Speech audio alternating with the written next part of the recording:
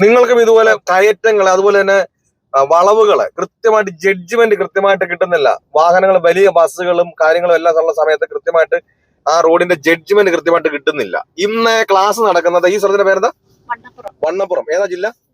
ഇടുക്കി ജില്ല വണ്ണപ്പുറം എന്ന് പറഞ്ഞ സ്ഥലത്താണ്. നിങ്ങൾക്കും ഇതുപോലെ കയറ്റങ്ങളും വളവുകളും ഉള്ള സമയം സ്റ്റിയറിംഗിന്റെ ബാലൻസ് കുറവ്, അതുപോലെ തന്നെ ക്ലച്ചിന്റെ കൺട്രോള്, ഗിയർ, അതുപോലെ തന്നെ ലെഫ്റ്റ് സൈഡ് ജഡ്ജ്മെന്റ്, ഇങ്ങനെയുള്ള പ്രശ്നങ്ങളാണ്. വാഹനം ഓടിക്കണമെന്ന് അതിയായ ആഗ്രഹമാണ്. അങ്ങനെയുള്ളവരാണെങ്കിൽ എന്നെ കോൺടാക്ട് ചെയ്താൽ നിങ്ങൾ കേരളത്തിന്റെ ഏത് ജില്ലയിലായിരുന്നാലും നിങ്ങളുടെ സ്വന്തം വാഹനത്തിൽ വന്ന് ഞാൻ പ്രാക്ടീസ് നൽകുന്നുണ്ട്. നിങ്ങൾക്ക് ആഗ്രഹം ഉണ്ടെങ്കിൽ എന്റെ വാട്സാപ്പ് വഴി ബന്ധപ്പെടാം. ഈ ഒരു ക്ലാസ് നിങ്ങൾ അറ്റൻഡ് ചെയ്ത് കഴിഞ്ഞാൽ വരുന്ന ദിവസം മുതൽ തനിയെ വാഹനം ഓടിക്കുവാനുള്ള ട്രിക്കുകളും ടിപ്സുകളുമാണ് ഞാൻ ഈ ഒരു ക്ലാസ്സിലൂടെ പറഞ്ഞു തരുന്നത്. ഈ ട്രിക്കും ടിപ്സ് എന്നാണ് വീഡിയോ പറയുന്നത് വെച്ചാൽ പലർക്കും പല പല മിസ്റ്റേക്കുകളാണ്. ഒരാളുടെ മിസ്റ്റേക്ക് അല്ല മറ്റൊരാൾക്ക്, മറ്റൊരാളുടെ മിസ്റ്റേക്ക് അല്ല മറ്റൊരാൾക്ക്. അതുകൊണ്ടാണ് ആ ട്രിക്കും ടിപ്സും പറയാത്തത്. കാരണം ചേച്ചി എന്നോട് പറഞ്ഞ മിസ്റ്റേക്കാണ് ചേച്ചിയുടെ. അപ്പൊ അതുകൊണ്ടാണ് ഞാൻ ആ വീഡിയോ പറയുന്നത്. കാരണം ഞാൻ ആ ട്രിക്കും ടിപ്സും പറഞ്ഞാൽ നിങ്ങൾ ആദ്യം പറയാൻ ചെയ്ത് അത് കിട്ടി. അതുകൊണ്ടാണ് ഞാൻ വീഡിയോയുടെ പറയാത്തത്.